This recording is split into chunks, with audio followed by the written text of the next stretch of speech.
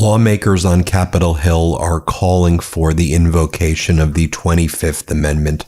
Donald Trump is cognitively and physically deteriorating before our eyes. As Democratic Senator Murphy explained yesterday on Capitol Hill, I have great sympathy for our soldiers and our military leaders because they are being given directions right now by a senile old man who is losing his mind. And so it's no surprise that this war is going horribly wrong. And he hit the nail on the head right there. Donald Trump is cognitively and physically deteriorating before our eyes. Regardless of cognitive and physical deterioration, Donald Trump is already a malignant narcissist, but you layer on top of that his pathological defects that have led to him bankrupting essentially everything he's touched his entire loser life. But you add to that this cognitive and physical decline, and it really is a sight to behold. But right now, that's not a sight we want to see, where Donald Trump has now launched this unlawful war against Iran that is a total and utter disaster. Let me just show you Donald Trump's cognitive and physical decline on display in the past 24 hours or so. So yesterday, Donald Trump gave a speech in the White House for Women's Month, and Donald Trump was trying to speak in sentences, but he couldn't get these sentences out. He was trying to say that he's created all of these jobs, even though we saw record job losses and we're in a jobs recession right now. But you'll see he struggles to even get the words out. I'll loop it for you so you can see right here, but watch for yourself. Let's play it. Listen to this number, 300,000 jobs, listen to this number, 300,000 jobs, listen to this number, 300,000 jobs. Now, that reminds me of just a few weeks back when Donald Trump was trying to also speak in a sentence. And we see this over and over again where he would say, I'm proud to officially, and he struggles to get the words out. Now, I take this very, very, very seriously, and I've known people who have suffered serious strokes and who have dementia. I take this deeply seriously, but in my opinion, this is a sign of that. In addition to the kind of droopy face that we've seen over and over again, then you add to that the discolored hands, the rashes that are appearing on his neck, his struggle to walk in straight lines, complete sentences. But let me play this clip right here. And I'm proud to officially name the undisputed, when did this come out, Mr. Speaker? The undisputed champion of beautiful, clean call. We have to proceed. Always, I don't use the word call. It needs a PR job because it had a bad reputation for a while. So we're not allowed to say the word call anymore. It has to be preceded by beautiful, clean call. Okay? We're cleaning it up. Very good.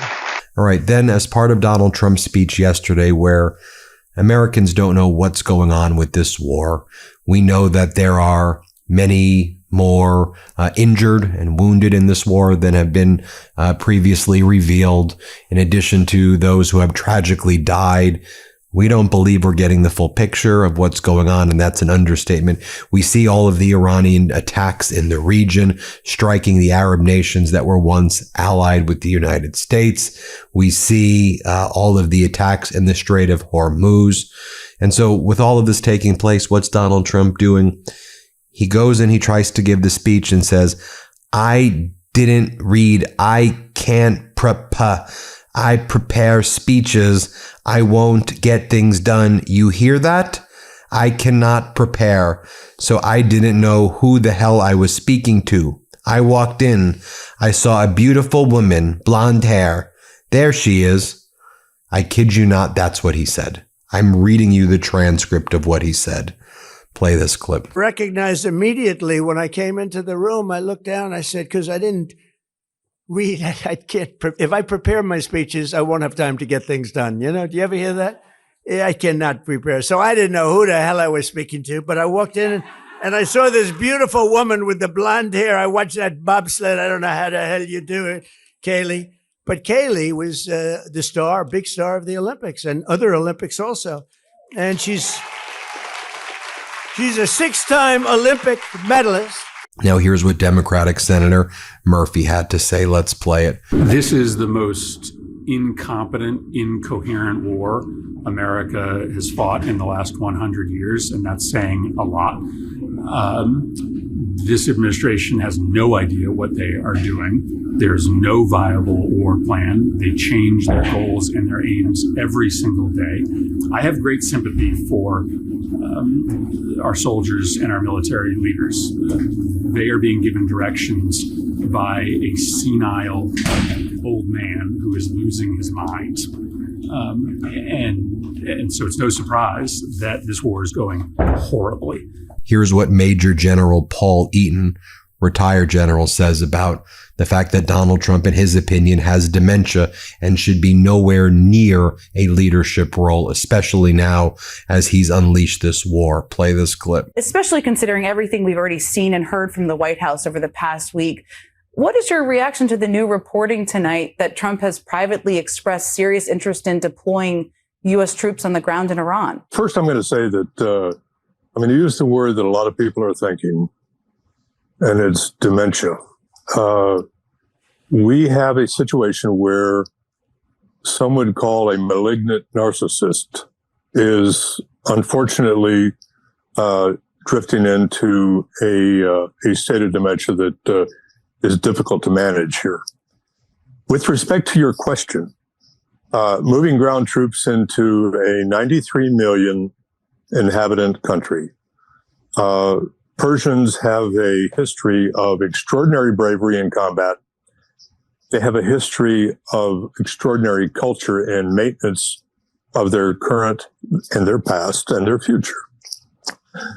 So the idea of moving troops into the state of Iran, bigger than Texas, and working ground warfare with all the logistics associated with doing logistics in a great big country, we're talking pretty difficult stuff here. We're not talking Iraq. This is something much bigger and much more problematic than Iraq, and it looks like Iraq 2.0 when you look at the failure to plan for the next step in this venture that the Trump administration has started upon. And then as part of this speech, Donald Trump keeps on saying that he's attracted to these women in the audience. And he goes, I'm not allowed to use the word beautiful. You're beautiful. I'm not allowed to say that. I'll get canceled. This is what he's talking about. Let's play this clip. The administration is working every single day to make America better, safer, and more prosperous for women and men. But much more importantly for women. And they are really the inspiration. They are so powerful and so important and so beautiful. I'm not allowed to use the word beautiful, but I'm using it anyway. Usually it's the end of your political career. If you say a woman's a beautiful woman, they say that's the termination of his career, but somehow it hasn't hurt too much. You're incredible women and you're beautiful women. And then he started posting photos of when he went to like a high school military academy. And he goes, at military academy with my parents, Fred and Mary. Are you trying to pretend that you served? I've heard rumors about why Donald Trump was sent to that military academy and why Fred put Donald Trump in that academy. And there are people in Trump's circle who have also heard those stories about what Fred might have been observing and why he had to send Trump to the military academy. But Trump was never actually in the military. He was just sent to this academy for high school. And then Donald Trump lied and said that he had bone spurs and dodged the Vietnam draft on 5 separate occasions. That's what actually went down. Then yesterday, Donald Trump believed that Kellyanne Conway was still working for him. Play this clip. Doing a good job. And of course, Kellyanne Conway. Has anyone ever heard of her? She's fantastic. She's in there fighting. She's a Kellyanne. A friend of mine said, you know, that Kellyanne, I admire the way she goes in and she screams at those people she's got us, meaning the media, because this is a man that doesn't do very well with the media. It's one of those things. But thank you, Kellyanne. And also, And then he keeps on talking about women. And I mean, I know it's Women's Month, but he's saying the way he describes it is, we love women. You're the whole deal.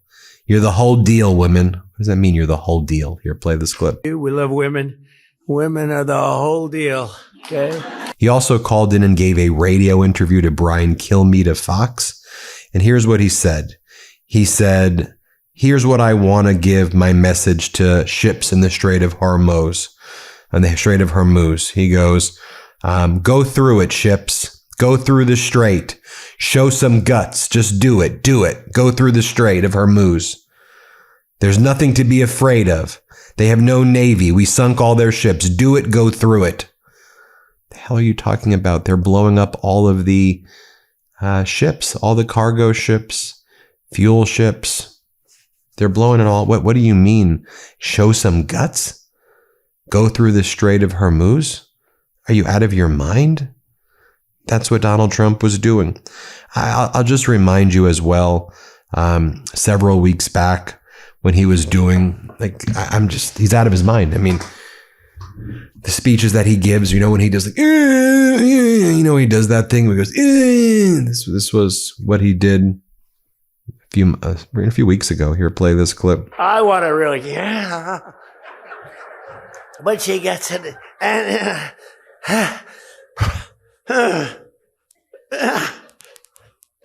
drops the thing. And then remember, he called all of those oil executives into the White House back in early January, and he just started standing up and looking out the window. Here, just do you remember that? Yeah, I'll just show it to you. Here, play this clip. Well, I got to look at this myself.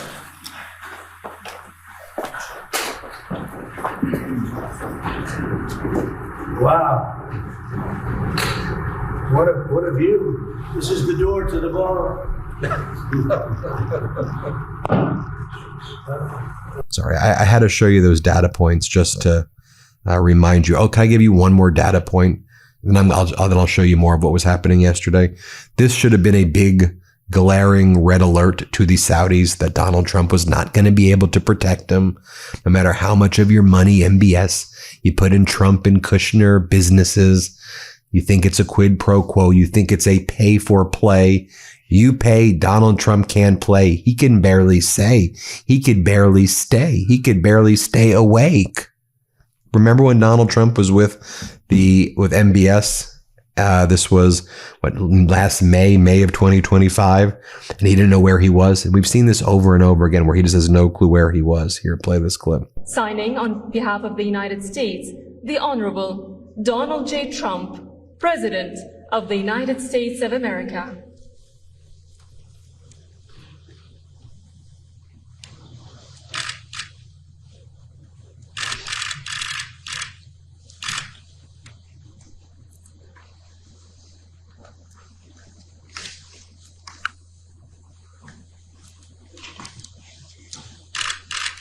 Then delusionally, he says that jobs are coming back. They're through the roof. This was yesterday. Through the roof. We've taken in $18 trillion. Plus, he goes, plus 11 months. What does it even mean? We haven't taken in $18 trillion. Our economy is horrible right now. Horrible. We haven't. Who's giving you this money? You can't even protect the Arab nations in the Middle East. You can protect our Asian allies. You certainly can protect our NATO allies. You don't know what you're doing. Here, play this clip. 12 billion. We took in tremendous amounts of money. We're taking in money because of the tariffs, and really jobs are coming in through the roof. And we have factories being built all over the country. As an example, in the last administration, less than $1 trillion in 4 years. We've taken in $18 trillion plus in 11 months. We haven't included the 12th month yet.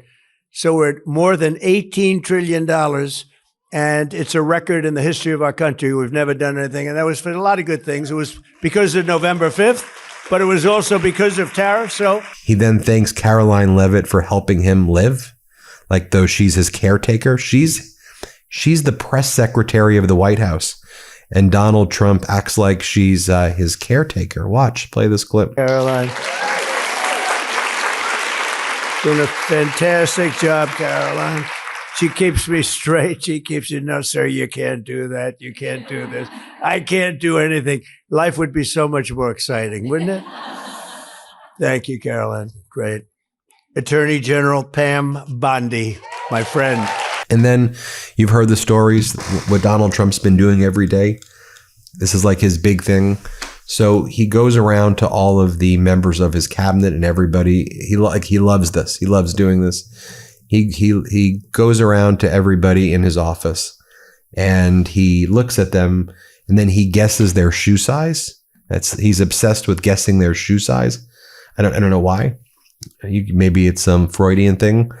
And then no matter what he guesses, whether it's right or wrong, he buys you a shoe of that size and he makes you wear the shoes that don't fit you often. And so he has all these people wearing these Florenscheim shoes.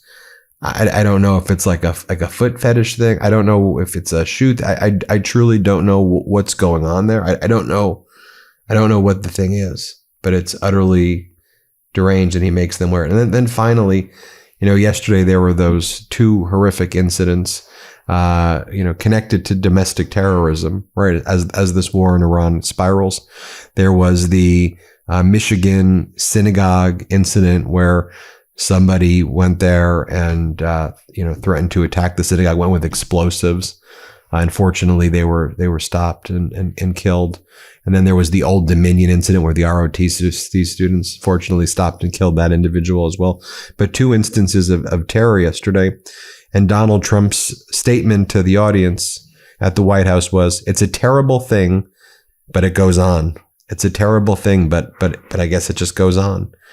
Here, play this clip. And before we begin, I want to send our love to the Michigan Jewish community and all of the people in Detroit area following the attack on the Jewish synagogue early today. And I've been fully briefed, and it's a terrible thing, but it goes on.